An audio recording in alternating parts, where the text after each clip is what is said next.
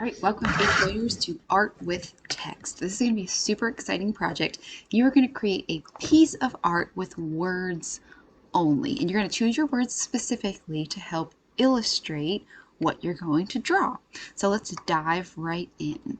I'm going to do this a little bit differently. I'm going to do one video since you've been doing a couple projects and let you kind of go through it at your own pace, but I'm going to intro the project today so that you know what to do.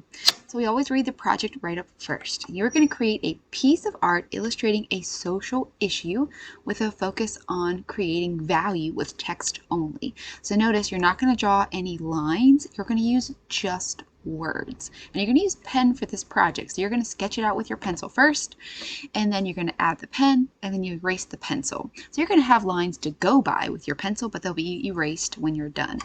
Now with this piece, we want to focus on a social issue. For example, it could be something that is happening today. You could do a piece about racism, you could do a piece about bullying, really any social issue that you feel passionate about that's appropriate for school would be something awesome to do for this piece. It could be animal rights, anything that you are interested in. Again, you're going to use pen and ink. You can do this with a Sharpie or a regular pen. I suggest just a regular pen. It looks really cool. Just make sure you use the same color pen. Like, try not to switch off between different colors. It can look a little bit weird. I would suggest to use 9 by 12 piece of paper that your teacher can cut for you.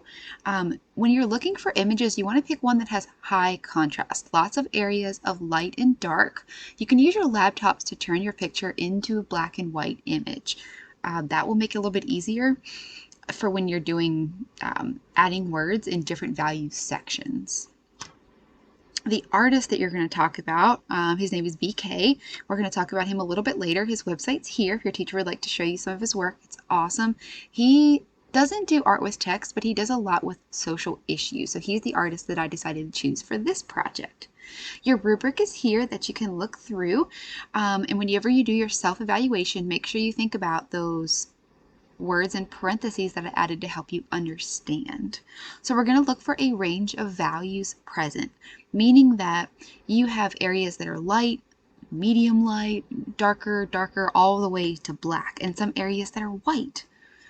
Degree of smooth value transitions. So this is where, if we look at this piece, if it's going to transition from some area that's light to dark, it should be a smooth transition. Like right here, you see where this artist used light and then very dark. They could have added another value in between there to make the transition a little bit more gradual and smooth. The degree to which the words are arranged to help illustrate the social issue. So you're going to be selecting words that help illustrate the issue.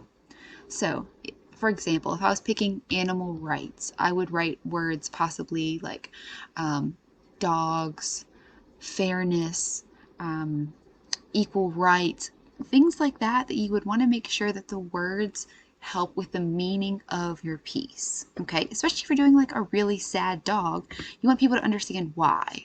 And although you're not going to be able to read all the words, and I'll show you in some of the pieces below, some of the bigger words in the lighter areas, you are going to be able to read those. So you want to make sure those are the ones that stand out. The rendering of your figure proportionally. This just simply means if you're drawing a person, does it look like a person? Are the eyes in the right place? Is the nose in the right place, etc. And that will be out of 100. All right, so for class 1, you are going to brainstorm and do your 2 sketches. So you're watching this video now, which is perfect. And you're going to come up with, and you guys can read through this with your teacher, but this is essentially what you're going to do if you look at this image. You're going to brainstorm ideas for this project. What do you want to do? So first you need to figure out what your social issue is going to be. For example, if I was going to do animal rights, maybe one thing I would do would be an animal chained up outside. Or I could do an animal like at the Humane Society in the pound behind a fence looking really sad.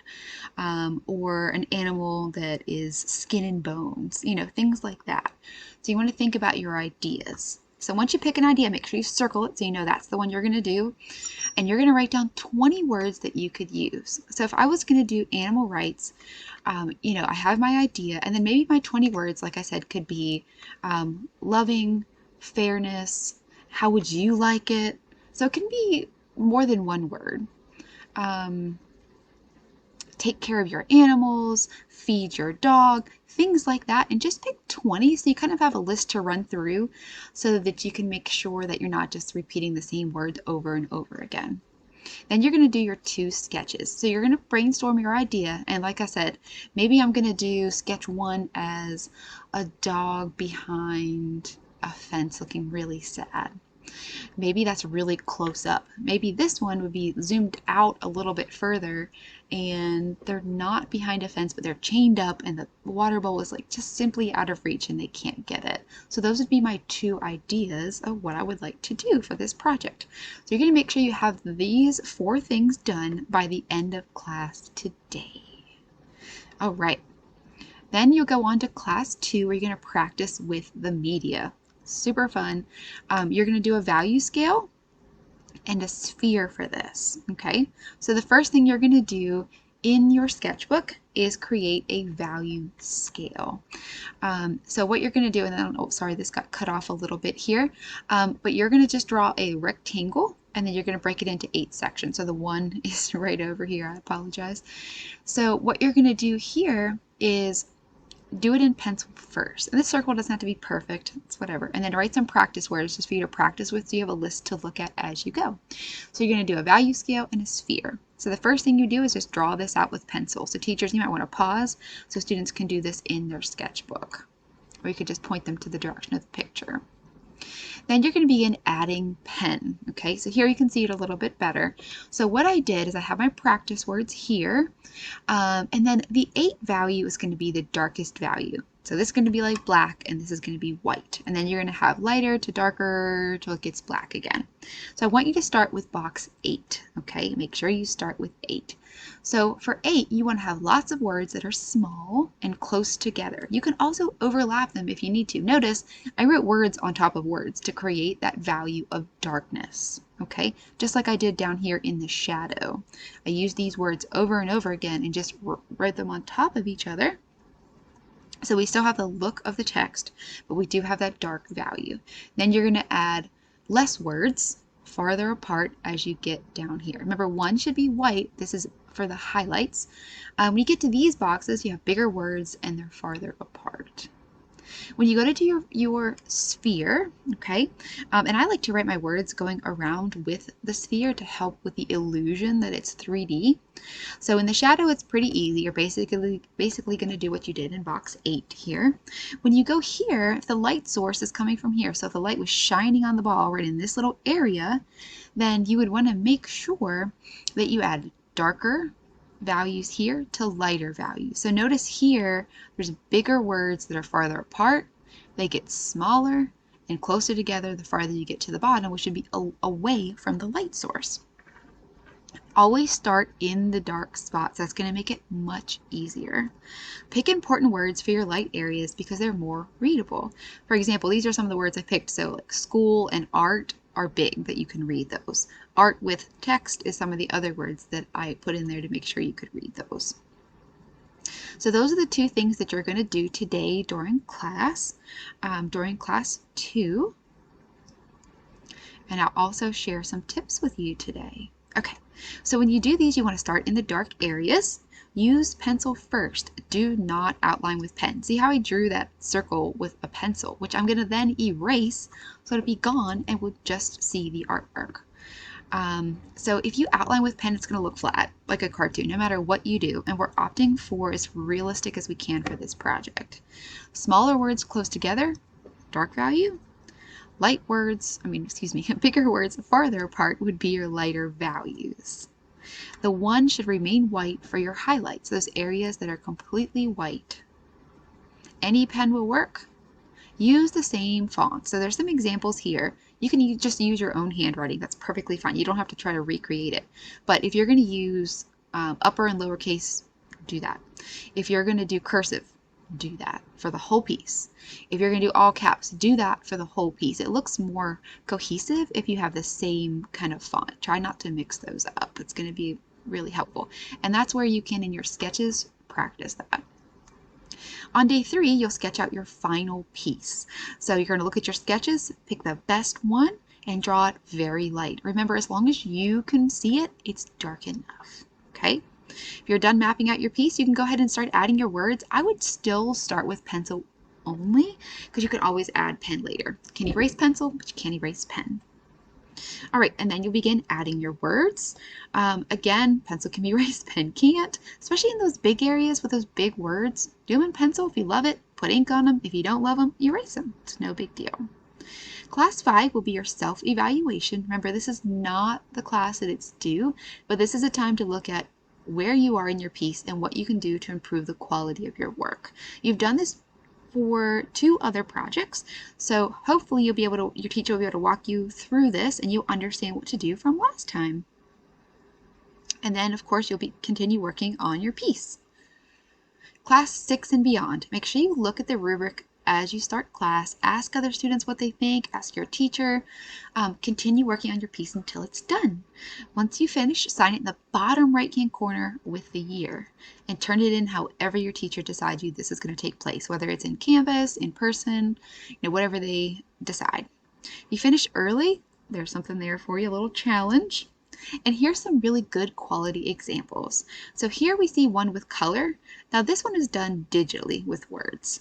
You kind of have to be careful with color. It can look really cool, can also look kind of very childish, but this one was done really well. This one, they did a really great job. Notice how the words contour, kind of when I did the sphere, they go around with his face. And then you can see how they added some of the really important words in this bigger space so you could read those words. This one is a very good example of using big words in those light areas. Again, really good job. I don't know, with these words in the middle, they might have left those white, but again, really good piece, contours really nicely. Another great piece with high contrast and value. You'll see these dark areas, don't be tempted to just shade those in with your pen. It will look different and it won't look good. Make sure you add the words. Yes, it's tedious, but it pays off in the end because it'll look really cool. Here's another one, good strong emotion in this piece. They contour the words. Again, really cool piece. And you can see how they added the hair. No outlining, just words. Really, really cool. And this is a piece that one of my classes did. We had one of our students who was in the hospital, so we wrote prayers around these hands praying, and then we had this sent to him in Chapel Hill. So you can see even those beads are all just done with words. All words. That makes a difference. These are some examples of how you can use big words and place them to kind of really emphasize your social issue or the meaning of these pieces. Remember, these are just examples, but these are not necessarily showing any kind of social issue. Like this, just a zebra. It's cool, but there's no social issue. So as 8th graders, I'm challenging you to create a social issue. Have a really cool idea behind your piece. All right, so this is BK. He's the artist. I'm going to let your teacher go over this with you. So you guys can look at his website. You can talk about him. There's some more things about him right here. His website's linked right there. It's one of his really cool pieces. And I also think it would be really fun if you guys click on these together as a class and try to figure out what issue is being illustrated. Like this one, for example, it says, "Keep your coins, I want change." So you want to think about, what is he actually saying here? What is BK trying to communicate to the audience who sees this piece? What is he trying to tell you? What is he trying to change in the world? What is he trying to do through artwork? All right, so this is Art with Text. I just went through the whole project and explained what to do on each day. So your teacher can walk you back through these each day. If you have questions, make sure you ask. I added some images to help you with that. Today is class 1, so you'll begin doing these 4 things by the end of class. All right, good luck. Enjoy.